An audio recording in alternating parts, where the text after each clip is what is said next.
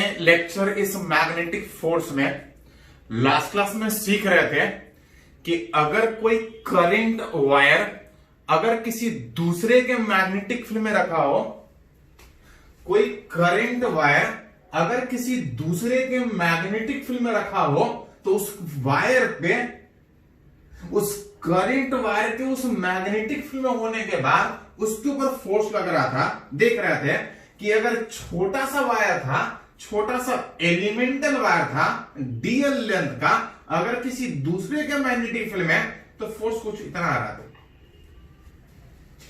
Ideal cross भी आ रहा था जिसको क्रॉस प्रोडक्ट तोड़ रहे थे तो ये एक एंगल भी विच इज साइन थीटा के फॉर्म में आ रहा था, विच इज कि वायर उस मैग्नेटिक फील्ड में किस तरीके से रखा है, कौन से डायरेक्शन में रखा है, कितने एंगल पे रखा है, फोर्स उस बात पे भी डिपेंड कर रहा है। ये छोटे से वायर पे था, जब टोटल फोर्स निकालना था बड़े वायर पे तो इंटीग्रेट करके निकाल रहे थे। उस इंटीग्रेशन में देखना तो बहुत आसानी से निकल रहा था अगर हर जगह मैग्नेटिक फील्ड सेम था। हर जगह मैग्नेटिक फील्ड सेम होने में बी बाहर आई बाहर, तो ये सिंपली आ रहा था आई एल क्रॉस बी, जहां पे एल इज उस वायर का लेंथ नहीं, उस वायर का वेक्टर लेंथ, उस magnetic field.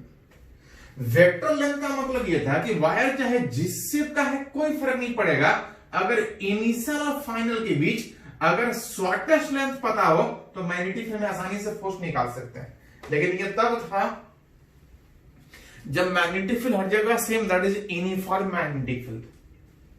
Non uniform magnetic field में इंटीग्रेट करके निकालना पड़ रहा था। हाँ, अगर वायर क्लोज लूप के फॉर्म में था तो चाहे जिस तरह के भी शेप में हो, अगर यूनिफॉर्म फील्ड में है तो वेक्टर लेंथ जीरो होने के कारण फोर्स जीरो आ रहा था। किसी भी क्लोज लूप के किसी यूनिफॉर्म मैग्नेटिक फील्ड में नेट फोर्स जीरो था। हां, नेट फोर्स जीरो था, लेकिन डिफरेंट सेगमेंट पे फोर्स लगने के कारण बात हो रहा था कि टॉर्क लग भी सकता है और टॉर्क नहीं भी लग सकता है। लास्ट क्लास में जो सीख रहे थे कि कोई वायर किसी के फील्ड में रखा होगा, और आज हम लोग रिलेट करेंगे कि कोई वायर जिसके फील्ड में रखा है वो फील्ड देने के बजाय आपको वायर दिया हुआ रहेगा। मतलब लास्ट क्लास में जो निकाल रहे थे किसी करंट वायर पे फोर्स, किसी दूसरे के फील्ड में दूसरा वाला फील्ड दिया हुआ था, लेकिन आज हम लोग रिलेट करेंगे कि फील्ड नहीं दिया हुआ रहेगा, कोई करंट वायर दिया हुआ रहेगा। अब उस एक करंट वायर के फील्ड में कोई दूसरा वायर रखा होगा। मतलब लास्ट क्लास में जो हम लोग पढ़ रहे थे उसमें फील्ड पहले से दिया हुआ रहता था। पिछले topic magnetic effect of current में सीखे थे कि कहीं करंट पास करता है तो उसके आसपास मैग्नेटिक फील्ड। लास्ट क्लास में मैग्नेटिक फील्ड दिया था, हमको करंट वायर पे फोर्स निकालना था। अब आपको फील्ड दिया नहीं है, या पहले से पढ़ चुके हैं कि एक करंट वायर के आसपास फील्ड होगा, और अगर उस फील्ड में दूसरा कोई करंट वायर है तो हम लोग रिलेट करना चाह रहे हैं कि किसी एक वायर के फील्ड में अगर कोई दूसरा वायर रखा है तो पहले वाले के फील्ड में होने के बाद उस दूसरे पे फोर्स लगेगा, which magnetic force between two current wire.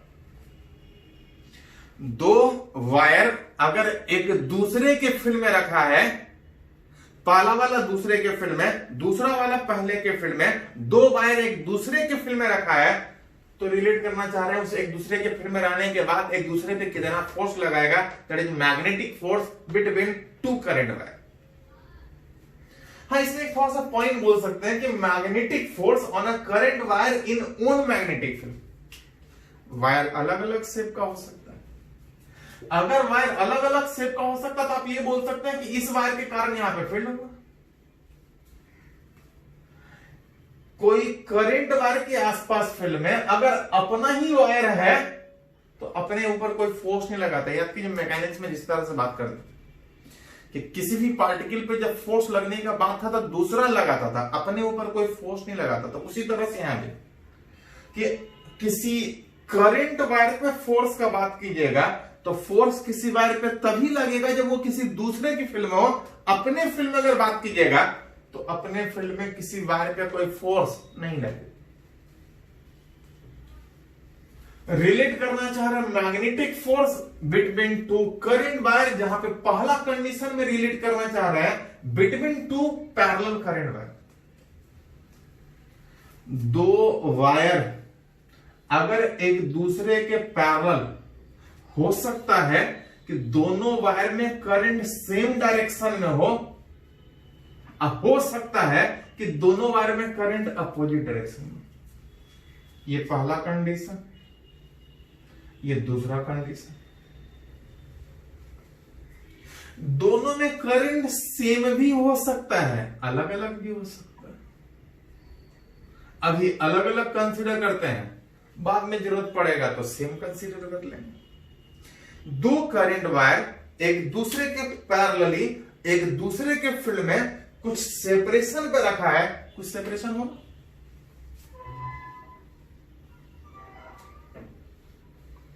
ये अलग है, ये अलग है। दो करंट वायर एक दूसरे के पैरेलली करंट सेम डायरेक्शन में भी हो सकता है, करंट अपोजिट डायरेक्शन में भी हो सकता है। रिलेट करना चाह रहा है कि दोनों एक दूसरे पे कितना फोर्स लगाए। पढ़े हैं कि फोर्स तभी लगेगा जब फील्ड होगा। फील्ड है तो फोर्स लगेगा। किसी करंट वायर पे, छोटे से वायर पे फॉर्मूला पढ़े हैं, लॉन्ग पर वायर पे एक करके जोड़ना पड़ेगा। यहां पे अगर रिलेट करना हो, मान लेते हैं कि इस पे अगर फोर्स निकालेंगे तो इस पे हम तभी फोर्स निकाल पाएंगे जब आसपास फील्ड हो। आसपास फील्ड किसके कारण? तो इस पहले वाले के वायर के कारण। पहला वाला अपने सराउंडिंग में फील्ड क्रिएट करेगा और उस पहले वाले के फील्ड में जब दूसरा होगा उस पर फोर्स लगेगा। उल्टा दूसरा वाला अपने सराउंडिंग में फील्ड क्रिएट करेगा और इस दूसरे के फील्ड में ये जो पहला वायर है उस पर फोर्स लगेगा। मतलब बोल सकते हैं wire 1 is in magnetic field of wire 2।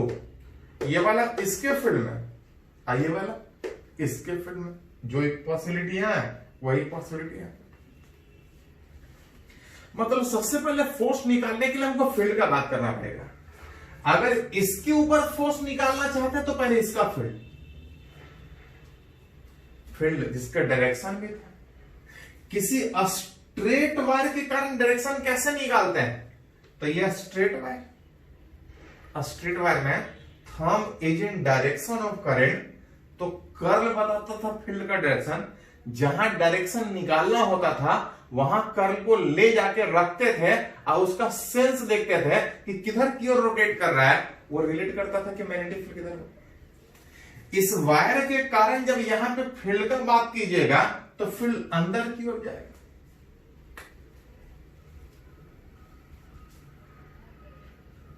Paper के अंदर मैग्नेटिक फील्ड को क्रॉस से दिखाते हैं। ये फील्ड मैग्नेटिक फील्ड किसके कारण? इस पहले वाले वायर के कारण। उसी तरह से जब आप इस पे फोर्स निकालिएगा तो फील्ड इसका होगा। तो पहले फील्ड करंट वायर इधर था, यहां पे फील्ड निकालना है। Thumb is in direction of current, field इधर की ओर आएगा और उधर की ओर मतलब बाहर मतलब डॉट। यहां पे इसका फील्ड, यहां पे इसका फील्ड। उसी तरह से अगर इस केस में रिलेट कीजिएगा तो पहला वाला वायर के कारण फील्ड अंदर, क्रॉस पहला वाला का फील्ड, और दूसरे वाले के कारण अगर उधर निकालते तो बाहर, इधर निकालेंगे तो भी अंदर। दूसरा वाला वायर पहले के फील्ड में, अब पहला वाला वायर दूसरे के फील्ड, दोनों एक दूसरे के फील्ड में है। फोर्स लगेगा। हम लोग फॉर्मूला पढ़े थे लास्ट क्लास में कि पहले छोटे से एलिमेंट पे फोर्स निकालते हैं और टोटल निकालना होता तो इंटीग्रेट करते हैं। यहां पर रिलेट कीजिएगा तो मान लेते हैं वायर छोटा सा, ये दूसरा वाला वायर पहले के फील्ड में रखा है, फोर्स लगेगा। Magnetic force on a current element of wire 2, इस वायर 2 का एक छोटा सा सेगमेंट ले रहे हैं जो पहले के फील्ड में रखा है। In magnetic field of wire 1 कुछ फोर्स लगेगा, निकालना चाहते हैं कितना फोर्स लगेगा। मैग्नेटिक फोर्स का फॉर्मूला था आइडियल क्रॉस बी। आइडियल का मतलब जिसके ऊपर फोर्स निकालना चाहते हैं, और जिसके फील्ड में दूसरे पे फोर्स निकालना चाहते हैं पहले के फील्ड में, उसी तरह से इस पे भी लगेगा। आइडियल क्रॉस बी में I2 into DL into B1, सबसे पहले तो दोनों के बीच एंगल, क्योंकि अगर गलती से एंगल अगर 0 डिग्री हो जाएगा तो साइन 0 0, पूरा फोर्स ही 0। एंगल किसके बीच, तो जिसका क्रॉस प्रोडक्ट तोड़े थे आइडियल और बी। आइडियल मतलब करंट का डायरेक्शन, अब फील्ड अंदर, आइडियल इस पे फोर्स निकाल रहे हैं, इसका फील्ड अंदर है, वायर ऊपर है, फील्ड अंदर है, दोनों एक दूसरे से 90 डिग्री पे, और 90 डिग्री पे फोर्स मैक्सिमम लगेगा। साइन 91 में जो रिलेट कीजिएगा I2 into DL into B1, B1 मतलब फील्ड पहले का। एक लॉन्ग स्ट्रेट वायर, इससे डी डिस्टेंस पे फील्ड कितना होता है, तो μ0/4π लॉन्ग वायर, ऊपर भी इंफिनिटी नीचे भी इंफिनिटी, μ0/4π I/d में I मतलब पहले का फील्ड, और sine alpha plus sign beta, ऊपर भी 90 नीचे भी 90, साइन 91 ये फील्ड पहले भी पढ़े।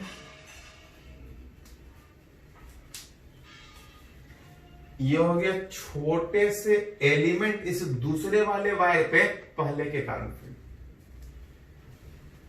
इसमें अगर DL से डिवाइड कर दीजिए तो DF बाई जो DL आ रहा है आप लिख सकते हैं μ0/4π, DL को हटा दिए 2I1 I2 divide by D.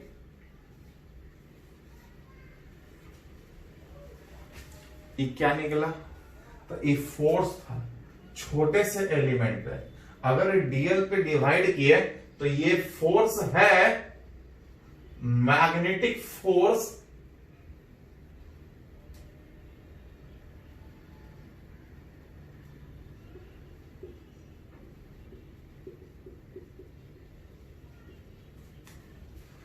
ये था फोर्स छोटे से लेंथ पे, DL से डिवाइड किया तो फोर्स पर यूनिट रिलेट कर रहा है, magnetic force per unit length. Per unit length का मतलब अगर इस वायर की एक लेंथ पे DL लेंथ पे इतना फोर्स लगेगा, DL लेंथ पे नहीं, अगर इस वायर के एक लेंथ पे अगर फोर्स निकालना हो, magnetic force per unit length निकालना है, तो आप यहां से रिलेट कर सकते हैं। और अगर पर यूनिट लेंथ पता है तो वायर चाहे कितना भी लॉन्ग है आप फोर्स निकाल सकते हैं। अगर गौर से देखिएगा तो हम फोर्स निकाले हैं दूसरे पे पहले के फील्ड में, लेकिन अगर गौर से देखें तो दोनों वायर का कंट्रीब्यूशन इस रिजल्ट में सेम है। जैसा कंट्रीब्यूशन इस पहले वाले वायर का, वैसा ही दूसरे वाले का इस रिजल्ट में। उसके कारण आप ये बोल सकते हैं कि हम फोर्स दूसरे पे निकाले हैं पहले के कारण। अगर उसी तरह से फोर्स अगर पहले पे निकाले दूसरे के फील्ड में, तो रिजल्ट बिल्कुल सिमेट्रिकल होने के कारण जितना हम निकाले दूसरे पे, तो जितना कंट्रीब्यूशन दूसरा का था उतना कंट्रीब्यूशन पहला का था। उसी तरीके से अगर पहले पे फोर्स निकालिएगा तो फॉर्मूला सेम है। मतलब आप बोल सकते हैं कि एक फॉर्मूला है जो पहले वायर पे भी वैलिड होगा और दूसरे वायर पे भी वैलिड होगा। उसी तरह से अगर करंट अपोजिट में है तब भी वही रिजल्ट आएगा, क्योंकि सिचुएशन वही है। सिचुएशन वही है, चाहे पहले वाले वायर पे बात कीजिए चाहे दूसरे वाले वायर पे बात कीजिए, जो फोर्स पर यूनिट लेंथ होगा दोनों पे एक ही जैसा आएगा, विच इज मैग्नेटिक फोर्स। दो करंट वायर के बीच अगर पर यूनिट लेंथ निकाले तो बोल सकते हैं μ0/4π 2I1 I2 divide by D. ये पर यूनिट लेंथ है, जितना ज्यादा लेंथ होगा सिंपली मल्टीप्लाई करके निकाल सकते हैं कि यूनिट लेंथ पे इतना फोर्स, इतने लेंथ का है तो कितना फोर्स लगेगा। फोर्स वेक्टर है, उसका कुछ डायरेक्शन भी होगा, तो पहले थोड़ा डायरेक्शन भी रिलेट करते हैं। अगर इस दूसरे वाले पे फोर्स निकालने पहले के फील्ड में, तब फोर्स का डायरेक्शन निकालने में a cross b, I d l cross b. I d l मतलब करंट का डायरेक्शन, अब फील्ड अंदर, तो आइडियल के तरफ कर्ल रख के बी के तरफ रोटेट करेंगे, बी अंदर था, आइडियल के तरफ कर्ल रख के बी के तरफ रोटेट करेंगे, थंब इधर आएगा। उस छोटे से वायर के ऊपर अगर बात कीजिएगा, छोटा सा फोर्स, लेकिन जो डायरेक्शन होगा वो इधर की ओर होगा। अगर इस छोटे के बजाय अगर इस छोटे पे अगर रिलेट करें तो चाहे उस छोटे हो चाहे इस छोटे, फोर्स का तो फॉर्मूला ही है। इस पे भी निकालने में आइडियल क्रॉस बी में आइडियल के तरफ कर्ल रख के बी के तरफ रोटेट करेंगे, लेकिन बी अंदर के बजाय बी बाहर है, तो उल्टा हाथ आइडियल के तरफ कर्ल को रख के बी के तरफ रोटेट करेंगे, थंब इधर जाएगा। मतलब बोल सकते हैं इस छोटे से वायर पे फोर्स इधर लग रहा था और इस छोटे पे इधर लग रहा है। मतलब बोल सकते हैं कि पहला वाला दूसरे वायर को अपनी ओर खींच रहा है, दूसरा वाला पहले को अपनी ओर खींच रहा है, दोनों के बीच अट्रैक्टिव फोर्स लग रहा है। कितना? तो पर यूनिट लेंथ इधर। वही अगर इस केस में अगर निकालिएगा छोटे से वायर पे अगर फोर्स, तो फोर्स था आइडियल क्रॉस बी में, आइडियल नीचे इस बार है, आइडियल अब बी अंदर था, आइडियल क्रॉस बी में फोर्स इधर आ जाएगा। उसी तरह से इस पे भी निकाल के देखिए, फोर्स इधर आएगा। मतलब आप बोल सकते हैं कि इस केस में अट्रैक्टिव, दोनों एक दूसरे को अट्रैक्ट कर रहा है, इस केस में दोनों एक दूसरे को रिपेल कर रहा है। बीच ये फोर्स पर यूनिट लेंथ का था, दोनों केस में वैलिड, दोनों वायर पे valid, and it is, and ये जो फोर्स है and it is attractive when current are in same direction। जब दोनों करंट वायर में अगर करंट सेम डायरेक्शन में, तो force attractive and it is repulsive when current are in opposite direction।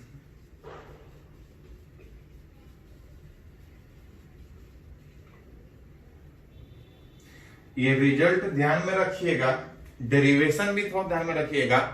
Even +2 वाले एग्जाम में ये रिजल्ट डेराइव करने के लिए आता है कि दो करंट वायर एक दूसरे के फील्ड में रखा है, दोनों के बीच फोर्स कितना लगेगा। तो जो फोर्स पर यूनिट लग रहा था, पर यूनिट लेंथ लग रहा था, μ0/4π 2I1I2 डिवाइड बाय। बाकी जगह तो खाली फॉर्मूला से काम चल सकता है, +2 में डेरिवेशन पूछता है, कंपटीशन में भी उस तरह से जरूरत पड़े तो रिजल्ट याद है तो है ही, अब चाहे तो ड्राइव कर सकते हैं, ज्यादा कुछ है नहीं, सिंपल एक लाइन का डेरिवेशन। चलिए इसको थोड़ा सा नोट कीजिए। तो कुछ और अलग अलग कंडीशन में दो करंट वायर के बीच फोर्स कैसे निकालेंगे वो सीखेंगे, पहले इसको थोड़ा नोट कीजिए।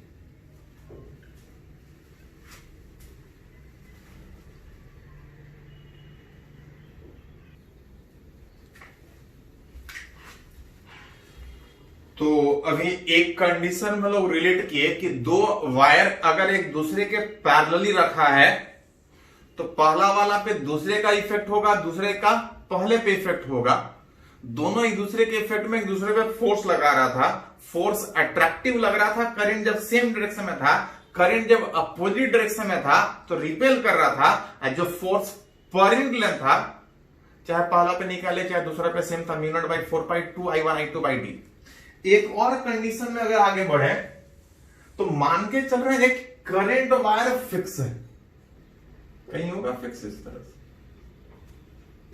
एक करंट वायर फिक्स है, इसके फील्ड में एक दूसरा करंट वायर रखा है जिसको चाह रहे हैं कि ये एयर में इसके मैग्नेटिक फोर्स के कारण इक्विलिब्रियम में रह जाए। इक्विलिब्रियम में रहने का मतलब कि उस करंट वायर के ऊपर एक दूसरा वायर रख रहा है और इस तरह से रखना चाह रहा है या इस कंडीशन में रखना चाह रहा है कि बिना सपोर्ट के ये हवा में इक्विलिब्रियम रेस्ट में रहे। हवा में रेस्ट में रखने का मतलब आप बोल सकते हैं कि जैसी हवा में रखेंगे तो कुछ फोर्स लगेगा mg, जिसके कारण गिरना चाहेगा, अगर एयर में इक्विलिब्रियम में रखना चाह रहे हैं तो ये तभी पॉसिबल है जब इसको कोई रिपेल करे। रिपेल तब करेगा जब दोनों में करंट अपोजिट डायरेक्शन।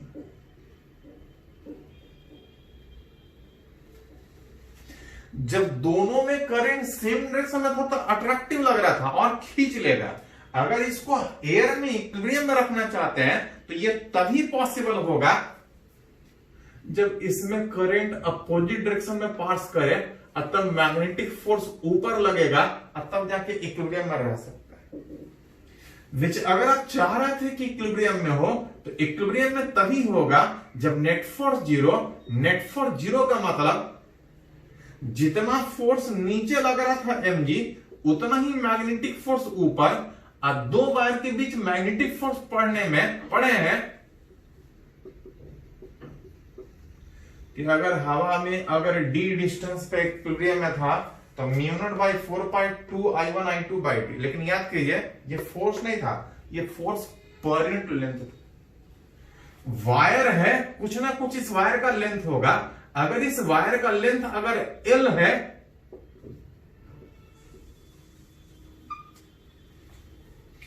एक लेंथ के ऊपर इतना फोर्स, L लेंथ के ऊपर कितना फोर्स, तो रिलेट कर सकते हैं कि जितना वेट नीचे उतना ही फोर्स मैग्नेटिक ऊपर, तभी वो हवा में उस तरह से इक्विलिब्रियम में रह सकते हैं। तो जरूरत पड़े तो यहां से जो भी पूछा जाए, मास पूछा जाए, लेंथ पूछा जाए कि कितने लेंथ, करंट पूछा जाए, कितने सेपरेशन पे इक्विलिब्रियम रहेगा, जो पूछा जाए एक इक्वेशन है, कोई एक अननोन आप रिलेट कर सकते हैं।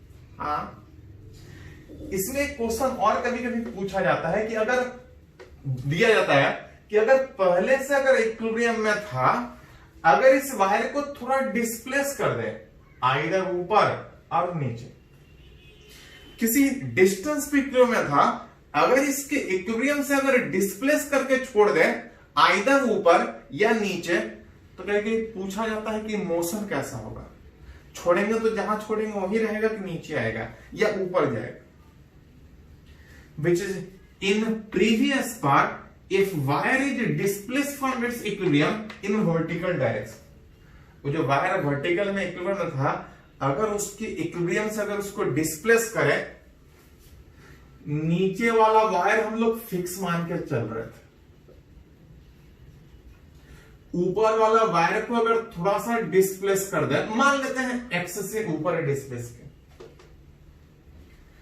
अगर x से ऊपर डिस्प्लेस किए हैं तो क्वेश्चन है कि अगर उसको x से अगर डिस्प्लेस किए हैं, ऊपर डिस्प्लेस किए हैं, तो इसका मोशन कैसा होगा, और ऊपर जाएगा, नीचे आएगा कि वहीं रहेगा, कैसा होगा, रिलेट कीजिए। पहले डी सेपरेशन पे देख रहे थे कि इक्विलिब्रियम में था, अगर सेपरेशन बढ़ जाए, d+x हो जाए, तो mg बढ़ जाएगा कि घट जाएगा, तो mg तो वही रहेगा, चाहे कम सेपरेशन पे हो चाहे ज्यादा सेपरेशन। mg के कारण नीचे आना चाह रहा था, अब मैग्नेटिक फोर्स उसको रोक रहा था, बैलेंस कर रहा था। इतने डिस्टेंस पे दोनों बराबर था, अगर डिस्टेंस बढ़ जाए, अगर हम इसको ऊपर लेके जाए तो मैग्नेटिक फोर्स घट जाएगा कि बढ़ जाएगा, तो d डिस्टेंस पे बराबर था। अगर सेपरेशन बढ़ाएंगे, अगर सेपरेशन बढ़ाएंगे तो मैग्नेटिक फोर्स घट जाएगा, d बढ़ेगा, ये मैग्नेटिक फोर्स था, घट जाएगा। मैग्नेटिक फोर्स घटने का मतलब कि जैसे ही छोड़िएगा, आप ऊपर लेके जा रहे हैं, मैग्नेटिक फोर्स घट जाने के कारण mg बढ़ जाएगा और पार्टिकल फिर वापस नीचे आने लगेगा। मतलब जब उसको आप डिस्प्लेस करके ऊपर छोड़िएगा तो mg तो वही था, लेकिन ऊपर वाला घटने के कारण वापस नीचे आएगा। मतलब डिस्प्लेस करके छोड़िएगा तो वो वापस नीचे आएगा, क्या नीचे ही आता रहेगा कि वो ऊपर नीचे SHM करेगा। तो पढ़े हैं किसी पार्टिकल पर नेट फोर्स निकाल के अगर हम -kx प्रूफ कर दें, 11 तो पढ़े थे, इलेक्ट्रोस्टैट में था कि अगर किसी पार्टिकल पे अगर मोशन का बात है, अगर हम नेट फोर्स -kx प्रूफ कर दे तो हम बोल सकते हैं कि मोशन SHM हो।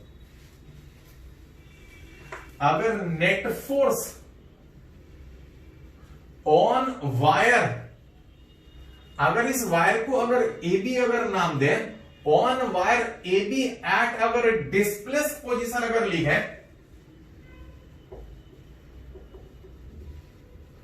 तो आप लिख सकते हैं कि उस पार्टिकल पे जो नेट फोर्स आएगा, अगर ऊपर x पॉजिटिव लिए हैं तो ऊपर वाले फोर्स को हमको पॉजिटिव दिखाना पड़ेगा, मैग्नेटिक फोर्स -mg। और अगर ये फोर्स -kx प्रूफ हो गया नेट फोर्स, तो हम बोल सकते हैं कि मोशन ऐसा चल होगा। जो मैग्नेटिक फोर्स आ रहा था μ0/4π 2I1I2/d के बजाय d+x, ये फोर्स पर यूनिट लेंथ था। अगर ये वायर L लेंथ का था, अगर वो वायर L लेंथ का था तो force per unit length into L -mg। इस करंट वाले फैक्टर को भी अगर मास के टर्म में लिखें तो पढ़े हैं कि μ0/4π 2I1I2/d ये mg के बराबर। अगर इसको भी हटा के mg के टर्म में लिखें तो μ0/4π 2I1I2 और d नहीं है, d+x है, इसको छोड़ना पड़ेगा। μ0/4π 2I1I2 into L, μ0/4π 2I1I2 into L को हटा के लिखेगा तो d इधर चला जाएगा और इसको लिख सकते हैं mg इंटू d/d+x। इसको छोड़ के बाकी वाले फैक्टर को हटा के आप यहां से mg इंटू d लिख सकते हैं।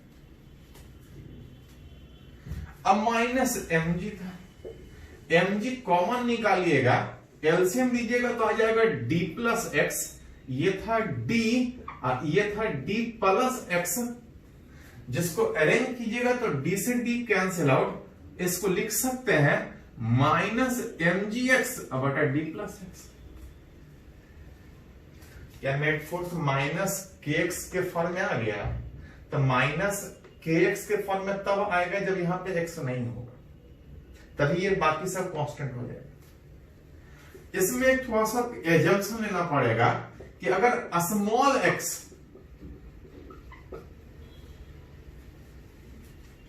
अगर इस वायर को जो ऊपर नीचे डिस्प्लेस करने का सोच रहे हैं, अगर बहुत ज्यादा स्पीड डिस्प्लेस करने के बजाय अगर बहुत कम से डिस्प्लेस करें, उस बहुत कम से डिस्प्लेस करें, x का वैल्यू अगर d से बहुत कम होगा तो d+x को अप्रोक्सीमेटली d लिख सकते हैं। अगर x बहुत कम नहीं बहुत कम है तो इस x को कैलकुलेशन में हटा सकते हैं।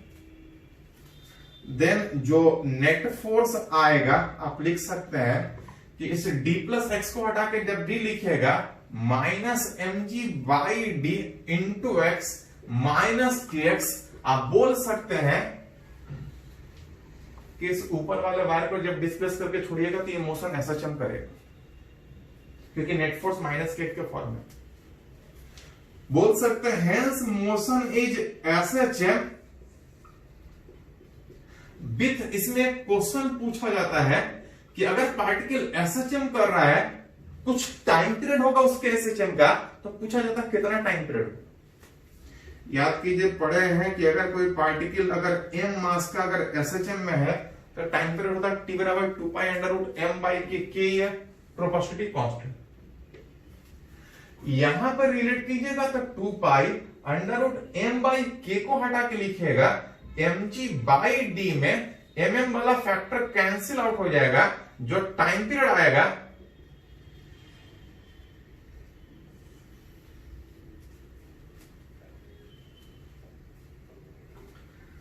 इस वायर जो इक्विलिब्रियम में था कुछ हाइट पे जब डिस्प्लेस करके छोड़िएगा तो ये SHM करेगा, उसका जो टाइम पीरियड है 2π√d/g में सिर्फ एक ही फैक्टर पे डिपेंड कर रहा है कि कितने हाइट पे इक्विलिब्रियम है।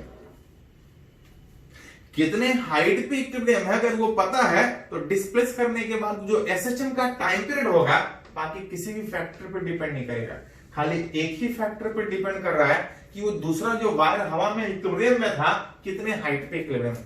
ये तो बहुत बार सीधा सीधा क्वेश्चन पूछा है, डेरिवेशन ध्यान में रखना ही चाहिए। हाँ, अगर जरूरत पड़े तो इस रिजल्ट को याद रखिएगा, क्योंकि डेराइव करने में आपका टाइम कंज्यूमिंग है और आसान है, जो कि ध्यान में रख सकते हैं। चलिए इसको नोट कीजिए, तो कुछ और कंडीशन हम लोग बात करते हैं। इसको लिखिए पहले।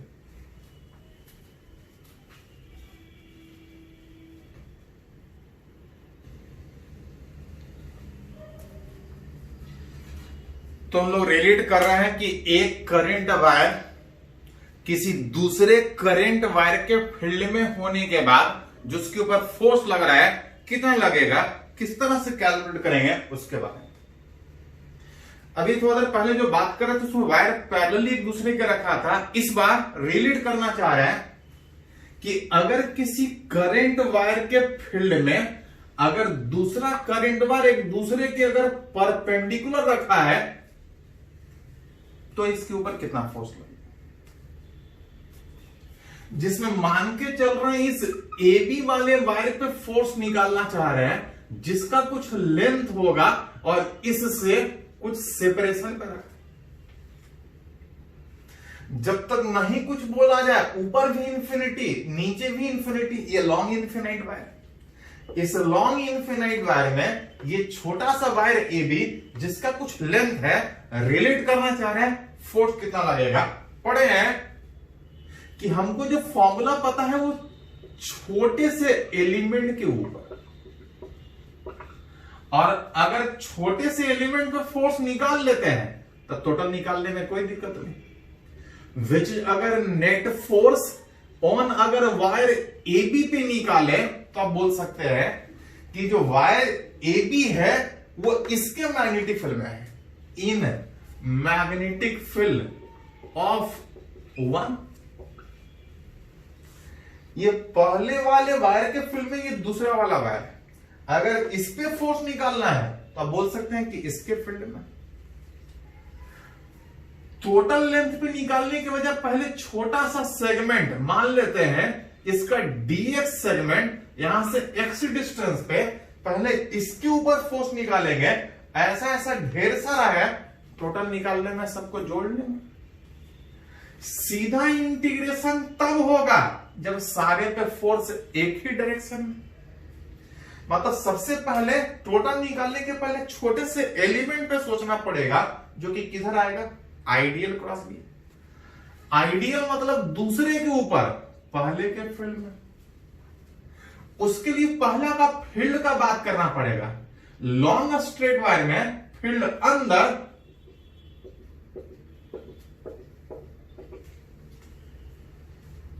लॉन्ग वायर में फील्ड अंदर, फील्ड क्रॉस इन साइड।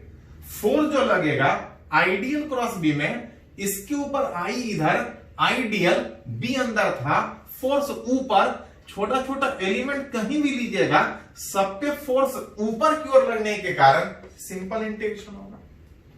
मतलब अगर आप नेट फोर्स निकालना चाहते हैं तो छोटा सा एलिमेंट I2 dl में I2 पहले dx, अब फील्ड आ जाएगा पहले का। पहले का फील्ड अगर बात कीजिएगा तो पहले का फील्ड कितना होगा, तो लॉन्ग वायर का फील्ड होता है mu naught by 4π2I1 by x। जैसे जैसे दूर जाइएगा फील्ड चेंज करेगा।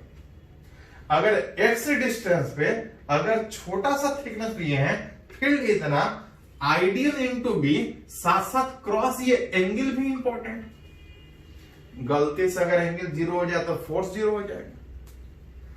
आइडियल इधर था, अब बी अंदर, दोनों के बीच एंगल, आइडियल इधर बी अंदर, दोनों के बीच एंगल 90 डिग्री है।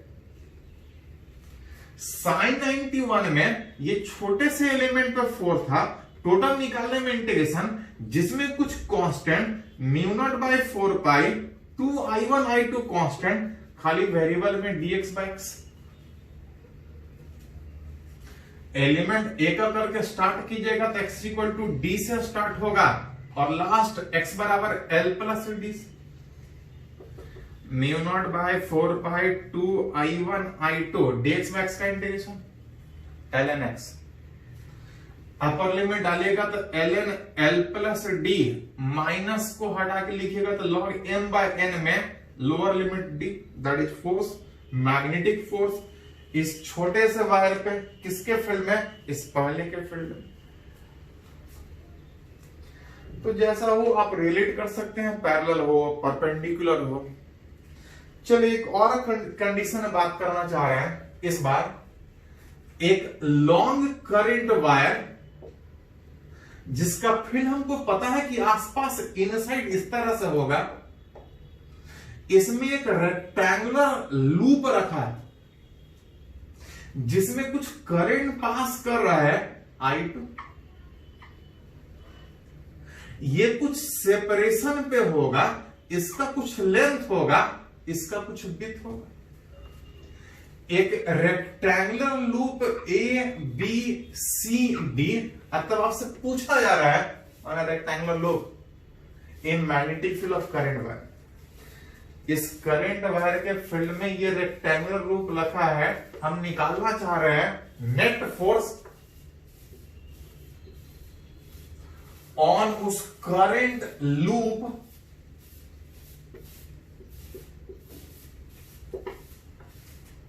इस लूप के ऊपर उस करंट वायर के इसके फील्ड में होने के बाद इस पर फोर्स कितना लगेगा उसको रिलेट करना चाह रहे हैं। अगर ये यूनिफॉर्म फील्ड होता तो नेट फोर्स लूप पे 0 होता, लास्ट क्लास में पढ़े थे। किसी करंट वायर से जैसे जैसे दूर जाइएगा फील्ड चेंज करेगा। करंट वायर से दूर जाइएगा फील्ड चेंज करने का मतलब ये नॉन यूनिफॉर्म फील्ड है, और अगर नॉन यूनिफॉर्म फील्ड है तो लूप पे फोर्स 0 नहीं होगा। अगर यूनिफॉर्म फील्ड होता तो लूप पे फोर्स 0 होता। अगर 0 होता तो निकालने की भी जरूरत नहीं पड़ता है, 0 नहीं है तो निकालना पड़ेगा। हमको छोटे से एलिमेंट पे फोर्स पता है, उस केस में इस लूप पे निकालने में ऐसा करते हैं कि AB पे अलग निकालते हैं, BC पे अलग निकालते हैं, CD पे अलग निकालते हैं, DA पे अलग निकालते हैं और टोटल निकालने में सबको जोड़ लेते हैं। जिसमें अगर सबसे पहले AB पे अगर फोर्स का बात करें तो ये निकाला हुआ करंट वायर के परपेंडिकुलर AB पे फोर्स निकाला हुआ कितना, तो पूछिए था। AB पे निकाला हुआ है, BC इसके पैरेलल है। अब पैरेलल वाला फिर हमको अभी जस्ट थोड़ा पहले रिलेट किया था कि दो पैरेलल वायर एक दूसरे के फील्ड में हो तो फोर्स हमको पता है कि पर यूनिट लेंथ कितना है। अगर वायर इतने लेंथ का है तो भी निकाल सकते हैं। मतलब इस लूप पे निकालने में ये वायर के परपेंडिकुलर, ये वायर के पैरेलल, ये वायर के परपेंडिकुलर, ये वायर के पैरेलल, हमको सब पे इस तरह से पता है। टोटल निकालने में सबको जोड़ लेना। वेक्टर की तरह से जुटने में सीधा नहीं जुटेगा, डायरेक्शन ही देखना पड़ेगा। तो पहले डायरेक्शन ही देख लेते हैं। अगर इस AB पे फोर्स का बात करें तो फोर्स होता था आइडियल क्रॉस B। आइडियल मतलब करंट की डायरेक्शन में, अब फील्ड अंदर, आइडियल क्रॉस B, फोर्स ऊपर। इस AB वाला पे फोर्स ऊपर की ओर जाएगा। इस BC पे फोर्स निकालिएगा, इस BC पे फोर्स निकालिएगा, आइडियल क्रॉस B। आप सारे पे एक करके फोर्स निकाल के देख सकते हैं। आइडियल क्रॉस B करके सारे पे फोर्स इस तरह से अंदर की ओर जाएगा, जिसमें जैसा AB वाला वायर इसके रखा है वैसा ही CD वाला, अथवा बोल सकते हैं कि जैसा फोर्स AB पे लगेगा वैसा ही CD पे लगेगा। ठीक डायरेक्शन अपोजिट होने में जब नेट फोर्स निकालेंगे तो ये दोनों कैंसिल हो जाएगा। जैसा ये वाला वायर रखा है वैसा ही ये वाला वायर रखा है। फोर्स अपोजिट में कैंसिल हो जाता अगर दोनों बराबर डिस्टेंस पे होता। ये और इसका ओरिएंटेशन सेम है, लेकिन इसका और इसका ओरिएंटेशन सेम है लेकिन सेम डिस्टेंस पर नहीं है। मतलब ये दोनों फोर्स एक दूसरे को सीधा कैंसिल नहीं करेगा। हेंस अगर नेट फोर्स निकालने का बात कीजिएगा तो इसमें दो वाला तो हट जाएगा, एक दूसरे से कैंसिल। कितना, तो जरूरत पड़े तो बैठा सकते हैं कितना। ये दोनों तो कैंसिल हो गया, लेकिन अगर नेट फोर्स का उस लूप पे बात करें तो बचेगा BC वाला सेगमेंट पे बचेगा और DA वाला सेगमेंट पे बचेगा। जिसमें जो नजदीक होगा उसका इफेक्ट ज्यादा होगा, इस पर फोर्स ज्यादा लगेगा।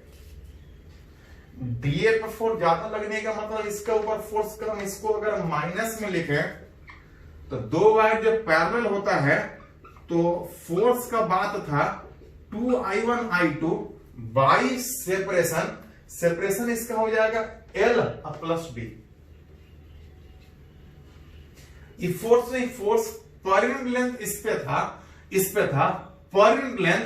अगर उसका लेंथ B है तो एक लेंथ के ऊपर इतना फोर्स तो B लेंथ के ऊपर निकाल सकते हैं। उसी तरह से इसके ऊपर भी लगेगा, बस ये सेपरेशन खाली D हो जाएगा प्लस में μ0 by 4 pi 2I1 I2 by separation D into B में कॉमन निकालिएगा तो μ0 by 4 pi 2I1 I2 D B common और नीचे आ जाएगा एलसीएम में D into L plus D में, ये D इधर आके माइनस D और इधर L प्लस D कुछ कैंसिल हो रहा है, D से D कैंसिल आउट, बाकी अरेंज करके लिख सकते हैं।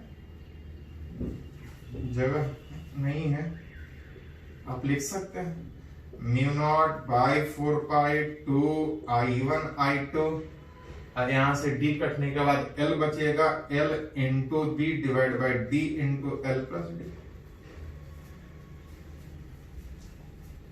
नेट फोर्स ये वाला पॉजिटिव आएगा, इधर लूप रिपेल करेगा एक दूसरे। तो जैसे बोला जाए उस हिसाब से एक एक करके, अगर एक बार में सीधा निकलता तो ठीक है, नहीं तो इस तरह से तोड़ के निकालना पड़ेगा। नेट फोर्स यहाँ पे जीरो नहीं है, यूनिफॉर्म होता तो जीरो होता, नॉन यूनिफॉर्म है, नेट फोर्स जीरो नहीं है। लेकिन जब टॉर्क का बात कीजिएगा टॉर्क जीरो आएगा। क्यों? क्योंकि सारा फोर्स एक ही प्लेन में, ऊपर नीचे आगे पीछे। नेट फोर्स जीरो नहीं का मतलब ये ट्रांसलेट करेगा, नेट फोर्स रिपल्सिव में ट्रांसलेट करेगा लेकिन लूप रोटेट नहीं करेगा, टॉर्क जीरो।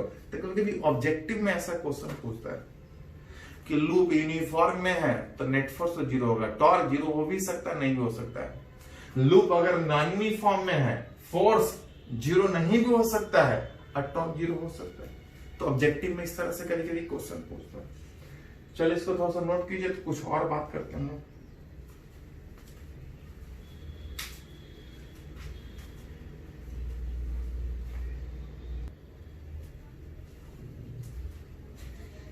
तो एक और कंडीशन में अगर बात करें, इस बार रिलेट करना चाह रहे हैं कि एक लॉन्ग करंट वायर कुछ ऐसा है, करंट बाहर की ओर प्लेन के परपेंडिकुलर, इस रेक्टेंगुलर इस करंट वायर के फील्ड में इस तरह से एक लूप रखा है, करंट वायर, एक करंट वायर के फील्ड में एक लूप रखा है। अभी थोड़ी देर पहले रेक्टेंगुलर लूप का बात किए थे, ये कुछ और तरह का लूप, इस तरह से कुछ सेगमेंट सर्कुलर आर्क के फॉर्म में है और कुछ स्ट्रेट सेगमेंट। इसका कुछ इनर रेडियस होगा, इसका कुछ आउटर रेडियस होगा। अब तब रिलेट करना चाह रहे हैं कि इस रेक्टेंगुलर लूप पे नेट फोर्स कितना होगा। अगर ये यूनिफॉर्म फील्ड में होता तो तुरंत बोलते नेट फोर्स जीरो, लेकिन इस करंट वायर के फील्ड में है, करंट वायर में जैसे जैसे दूर जाएगा फील्ड चेंज करता है, मतलब नॉन यूनिफॉर्म फील्ड में है। और नॉन यूनिफॉर्म फील्ड में अगर फोर्स लूप पे निकालिएगा तो हमको पहले रिलेट करना पड़ेगा। सीधा सीधा निकालने के बजाय ऐसा करते हैं कि AB वाले पे अलग निकालते हैं, BC वाला सेगमेंट पे अलग निकालेंगे, CD वाला सेगमेंट पे अलग निकालेंगे और DA वाला सेगमेंट पे अलग निकालेंगे और टोटल निकालने में सबको जोड़ लेंगे। सबको जोड़ने में डायरेक्शन भी इंपॉर्टेंट होगा, तो एक एक करके हमको ये बताना पड़ेगा कि जो AB पे फोर्स है वो कितना और किधर है। पहले डायरेक्शन ही देख लेते हैं। किसी करंट वायर पे फोर्स तब लगेगा जब वहां पे फील्ड होगा। फील्ड किसका? तो इस करंट वायर का। लॉन्ग स्ट्रेट वायर इस तरह से था। लॉन्ग स्ट्रेट वायर में thumb is in direction of current, ये कर्ल फील्ड का डायरेक्शन बताता था। Thumb is in direction of current, जहां तक डायरेक्शन निकालना फील्ड का, वहां कर्ल रख के देखेंगे फील्ड इधर इधर किधर, तो यहां निकालेंगे तो आर से परपेंडिकुलर इधर कहीं आएगा। यहां निकालेंगे तो ऊपर इस आर के परपेंडिकुलर आएगा। अब स्ट्रेट वायर में पहले भी फील्ड निकाल चुके हैं, इस तरह से अगर बात कीजिएगा तो पाथ के टेंजेंट पहले का फील्ड आएगा। पहला का फील्ड इस तरह से हर जगह, यहां दिखाएगा तो आर के परपेंडिकुलर, यहां दिखाएगा तो आर के परपेंडिकुलर, यहां दिखाएगा तो आर के परपेंडिकुलर, इस तरह से फील्ड लगता है। इस लूप के इसके फील्ड में होने के बाद निकालना चाह रहे हैं कि फोर्स कितना है, जहां पे बोल सकते हैं कि ए बी वाला जो वायर है ये परपेंडिकुलर फील्ड में रखा है। अब थोड़ा देर पहले भी रिलेट किए थे कि किसी लॉन्ग करंट के फील्ड में अगर कोई परपेंडिकुलर रखा है तो फोर्स थोड़ा देर पहले निकाले थे कि पहले छोटा सा सेगमेंट पे फोर्स निकालते थे, टोटल निकालने में इंटीग्रेट करते थे। परपेंडिकुलर यही तो केस है, ये वायर ऐसा परपेंडिकुलर, ये वायर उसके ठीक परपेंडिकुलर रखा, इसी को हम ऐसा करके पढ़े थे। यहां पे इस तरह ऐसा दिख रहा है, यहां पे करंट ऐसा दिख रहा है, यहां पे करंट ऐसा, इस करंट वायर के परपेंडिकुलर ये वायर रखा है। एबी वाला पे फोर्स हम लोग पढ़ रहे थे, निकालने में आया था μ0/4 2I1I2 ln अपर लिमिट और लोअर लिमिट आया था ln R2/R1। थोड़ा पहले रिलेट किया, वायर परपेंडिकुलर इसका रखा है, आप रिलेट कर सकते हैं। साथ में डायरेक्शन भी जरूरत पड़ेगा, डायरेक्शन किधर, तो फोर्स का डायरेक्शन होता है आइडियल क्रॉस बी। आइडियल इधर है, आइडियल की तरफ कर्ल रख के बी के तरफ रोटेट कीजिए, आइडियल क्रॉस बी, फोर्स ऊपर लगेगा, ऊपर किधर, इस प्लेन के परपेंडिकुलर एबी सेगमेंट पर। एबी वाला सेगमेंट पे फोर्स बाहर की ओर, अब पेपर के परपेंडिकुलर बाहर फिर फोर्स ऐसे दिखाते हैं। ये डायरेक्शन है, वो किसी भी वेक्टर के लिए, फील्ड के लिए, फोर्स के लिए, करंट के लिए, जिसके लिए दिखाना दिखा सकते हैं। एबी पे तो निकल गया, बीसी पे जब बात कीजिएगा तो आप देख सकते हैं कि जिधर करंट है फील्ड उधर ही है। बीसी पे बात कीजिएगा, दूसरे पे फोर्स निकाल रहे हैं, पहले के फील्ड में निकाल रहे हैं। आइडियल क्रॉस बी में साइन थीटा में जो एंगल है, जिधर करंट है हर जगह फील्ड वहीं पे है, मतलब कहीं भी बात कीजिएगा तो एंगल 0 डिग्री आएगा। 0 का मतलब फोर्स लगेगा ही नहीं, मतलब उस बीसी वाला सेगमेंट का फोर्स ही नहीं लगेगा। और सीडी वाला ठीक परपेंडिकुलर इस करंट वाले, जितना फोर्स इस पे उतना फोर्स इस पे, लेकिन करंट अपोजिट होने के कारण इस पे फोर्स निकालेगा तो इस पे बाहर था, इस पे ठीक अंदर, चाहे तो निकाल सकते हैं। फोर्स होता है आइडियल क्रॉस बी, आइडियल इधर, अब भी ऊपर है, आइडियल क्रॉस बी, फोर्स अंदर आ जाएगा। सीडी भी उसी तरह से है, फोर्स μ0/4 पाई 2I1I2 ln R2/R1, बस डॉट के बजाय इस वाले सेगमेंट पे बाहर की ओर, इस वाले सेगमेंट पे अंदर की ओर। इस पे फोर्स 0 था, लास्ट बचा है DA segment, current I2 into DL into field पहले का। इस बार जो एंगल है, इस बार डीए पे कहीं बात कीजिएगा तो फील्ड ऊपर, करंट नीचे, एंगल 180 डिग्री। सब मिला के अगर निकालिएगा तो लूप पे जो फोर्स है, ये दोनों तो पहले ही 0 था, जितना प्लस उतना माइनस, नेट फोर्स उस लूप पे 0। इस दोनों पे पहले ही जीरो था, एक पे बाहर एक पे अंदर, पहले ही इतना लिखने का भी जरूरत नहीं था, नेट फोर्स सीधा जीरो लिख सकते थे। यूनिफॉर्म फील्ड में लूप पे फोर्स जीरो था, नॉन यूनिफॉर्म में तो पिछले वाले केस में आया था, इसमें जीरो। यूनिफॉर्म में नेट फोर्स जीरो था, लेकिन नॉन यूनिफॉर्म में फोर्स जीरो हो भी सकता है, अब फोर्स जीरो नहीं भी हो सकता, पिछला वाला कंडीशन जीरो नहीं भी हो सकता है।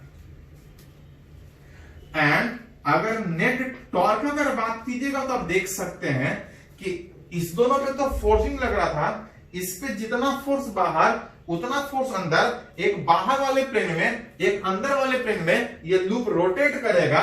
नेट टॉर्क का बात कीजिएगा तो टॉर्क जीरो नहीं होगा। यूनिफॉर्म फील्ड में नेट फोर्स जीरो है, टॉर्क जीरो हो भी सकता है नहीं भी हो सकता है। नॉन यूनिफॉर्म फील्ड में फोर्स जीरो हो भी सकता है नहीं भी हो सकता है, पिछले केस में था नहीं जीरो, टॉर्क जीरो हो भी सकता है, टॉर्क जीरो नहीं भी हो सकता है। तो इस तरह से ऑब्जेक्टिव में आपका क्वेश्चन पूछता है कब फोर्स जीरो होगा, कब टॉर्क जीरो होगा, तो आप चाहे तो थ्योरेटिकली इस तरह से सोच सकते हैं। चलिए इसको थोड़ा सा नोट कीजिए।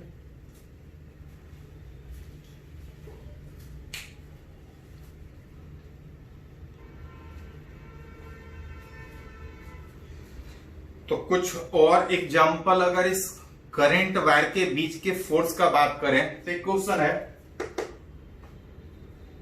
कि दो कोएक्सियल सोलेनॉइड एक लॉन्ग वायर स्प्रिंग की तरह से बेंड किया हुआ current wire that is solenoid. बोल रहा ऐसा ऐसा एक नहीं, अगर दो कोएक्सियल सोलेनॉइड, एक छोटा सोलेनॉइड एक बड़ा सोलेनॉइड, इसका कुछ इनर रेडियस हो, किसी एक सोलेनॉइड का कुछ रेडियस होगा और कुछ दूसरे का रेडियस होगा। दो सोलेनॉइड एक दूसरे के फील्ड में रखा है, इसको I1 इसको I2 लिखते हैं, R1 I1 I2 R2। दो कोएक्सियल सोलेनॉइड एक दूसरे के फील्ड में रखा है, रिलेट करना चाह रहा है कि दोनों सोलेनॉइड पे फोर्स कितना लगेगा। ऑन सोलेनॉइड 1 अगर बात करें तो किसी भी सोलेनॉइड पे जब फोर्स का बात कीजिएगा इन मैग्नेटिक फील्ड ऑफ दूसरा, जब पहले के ऊपर निकालना चाहते हैं तो दूसरे के फील्ड के कारण फोर्स निकालना पड़ेगा। फोर्स निकालने में बड़ा है तो इंटीग्रेट करके निकालना पड़ेगा।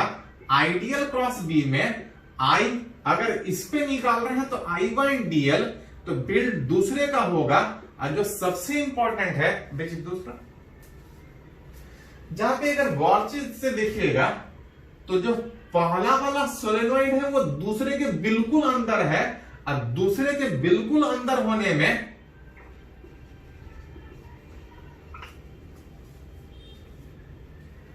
दूसरे के कारण अगर पहले पे निकाल रहे हैं दूसरे के फील्ड में, तो याद कीजिए सोलेनॉइड में अंदर में हर जगह फील्ड सेम होता है। अब फील्ड सेम होने का मतलब हर जगह यूनिफॉर्म फील्ड है, और उस यूनिफॉर्म फील्ड में किसी के यूनिफॉर्म फील्ड में अगर कोई क्लोज लूप रखा है तो आपको निकालने की जरूरत नहीं, नेट फोर्स जीरो है। पहला वाला लूप दूसरे के यूनिफॉर्म फील्ड में रखा है, फोर्स जीरो है, सिंपल। ऑन अगर सोलेनॉइड अगर 2 अगर रिलेट करें in magnetic field of wire 1, तो था फोर्स दूसरे पे निकाल रहे हैं आइडियल अक्रॉस बी। याद कीजिए कि किसी भी सोलेनॉइड में जो भी फील्ड होता है वो अंदर में होता है, सोलेनॉइड के बाहर फील्ड होता ही नहीं। मतलब दूसरा वाला जो वायर जो चारों तरफ इसके रैप किया हुआ है, ये वायर बाहर है, फील्ड I1 के कारण अंदर में होगा, इसके कारण यहां पे कोई फील्ड ही नहीं होगा। अब कोई फील्ड नहीं होने का मतलब इसके कारण यहां फील्ड है लेकिन यूनिफॉर्म फील्ड है, नेट फोर्स जीरो। इसके कारण बाहर में सोलेनॉइड में फील्ड जो भी होता है वो अंदर में होता है, बाहर में सोलेनॉइड का फील्ड बाहर नहीं होता। सोलेनॉइड में फील्ड अंदर में था लेकिन यूनिफॉर्म था, नेट फोर्स 0 इसके कारण, इसके बाहर फील्ड ही नहीं है, वहां भी फोर्स 0। लेकिन ध्यान रहे, ये पहले वाले सोलेनोइड पे निकाले और ये दूसरे वाले सोलेनोइड पे निकाले, दोनों पे फोर्स 0 है। तो कभी कभी क्वेश्चन उठता है क्या मैग्नेटिक फोर्स भी एक्शन रिएक्शन फोर्स है, इलेक्ट्रोस्टैटिक एक्शन रिएक्शन, कि जितना फोर्स पहला वाला दूसरे पे लगाएगा उतना ही फोर्स दूसरा वाला पहले पे लगाएगा। लेकिन मैग्नेटिक फोर्स में ऐसा कोई नहीं है कि जितना फोर्स पहला वाला दूसरे पे लगा रहा है उतना ही दूसरा वाला पहले पे लगाएगा। हाँ, कुछ केस में दिख रहा है कि एक्शन रिएक्शन लग रहा है, लेकिन एक्शन रिएक्शन हर जगह मैग्नेटिक फोर्स में वैलिड नहीं है, थोड़ा ध्यान में रखिए। तो ये वाला क्वेश्चन जेईई मेन में पूछा था। एक और क्वेश्चन है, ये भी जेईई मेन में क्वेश्चन पूछा हुआ है कि दो लॉन्ग करंट वायर कुछ इस तरह से करंट वायर, अगर दोनों में करंट अगर सेम डायरेक्शन में हुआ तो अट्रैक्टिव के रिपल्सिव। तो पढ़े कि जब दोनों में करंट सेम डायरेक्शन में होता तो अट्रैक्टिव, दोनों में करंट जब अपोजिट में होगा तो दोनों एक दूसरे से दूर जाना चाहेगा, रिपल्सिव। दो लॉन्ग करंट वायर इस तरह से, एक में अगर करंट डॉट है दूसरे में अगर क्रॉस, तो एक दूसरे को रिपेल करेगा। दोनों को अगर एक दो स्ट्रिंग से अगर किसी कॉमन पॉइंट से अगर हैंग करे, I1 I2, दो लॉन्ग करंट वायर दोनों स्ट्रिंग के साथ अगर इस तरह से होल्ड करें, एयर में इक्विलिब्रियम में रखे, तो long current wire held parallel at equilibrium in air by two thread, दो रस्सी से, दो स्ट्रिंग से, दोनों का लेंथ L। अगर दो करंट वायर अगर इस तरह से एयर में इक्विलिब्रियम में रखें, कुछ डिस्टेंस पे इक्विलिब्रियम होगा, कुछ एंगल पे इक्विलिब्रियम होगा। तब उसी में रिलेशन एक पूछा गया था कि डिस्टेंस एंगल एक दूसरे से किस तरह का रिलेशन होगा, जेईई मेन में पूछा हुआ क्वेश्चन। बोल सकते हैं कि दो करंट वायर एक दूसरे के पैरेलली रखा है, अगर करंट अपोजिट डायरेक्शन में है तो दोनों एक दूसरे को रिपेल कुछ इस तरह से। जितना फोर्स पहला वाला दूसरे पे लगाएगा उतना ही दूसरा वाला पहले पे लगाएगा। दोनों का कुछ मास भी दिया, मास पर लेंथ, जिसके कारण दोनों स्ट्रिंग में टेंशन होगा। अगर दोनों में करंट कितना ही अलग हो उससे कोई फर्क नहीं पड़ेगा, फोर्स सेम है। mg अगर मास दोनों में सेम है, लैम्डा अगर दोनों का अगर सेम है तो mg सेम होगा, मैग्नेटिक फोर्स सेम होगा, तो टेंशन सेम होगा, एंगल सेम होगा। अगर आप चाहें तो इक्वेशन में बैठा सकते हैं कि टेंशन का vertical component will balance the weight और टेंशन का horizontal component will balance f magnetic force at equilibrium. अगर चाहें तो आप इक्वेशन लिख सकते हैं कि T cos theta will balance the weight और T sin theta will balance magnetic force, T sin theta. कुछ सेपरेशन कर दो, जिसमें tan थीटा अगर लिखे तो दोनों को डिवाइड करके Fm बाई mg लिख सकते हैं। जो मैग्नेटिक फोर्स था पढ़े थे, mu naught by 4 pi 2 I1 I2 divide by दोनों के बीच सेपरेशन। ये फोर्स दोनों के बीच पर लेंथ था, वायर है कुछ लेंथ होगा, डिवाइड बाय mg को लिखिएगा तो मास लैम्डा दिया पर लेंथ। अगर L लेंथ का वायर है तो इनटू, जहां से ये भी लेंथ वायर का था ये भी लेंथ वायर का था, LL हट जाएगा। tan theta is equal to mu naught by 4 pi 2 I1 I2 divide by d lambda g। अब उसमें जो पूछता है, साइन थीटा पूछता है, कॉस थीटा पूछता है, tan theta, current, d lambda, जो पूछा जाए उसके हिसाब से आप रिलेट कर सकते हैं। एंगल रिलेट होगा तो आप टेंशन लिख सकते हैं, जो भी पूछा जाए। चलिए इसको थोड़ा सा नोट कर लीजिए।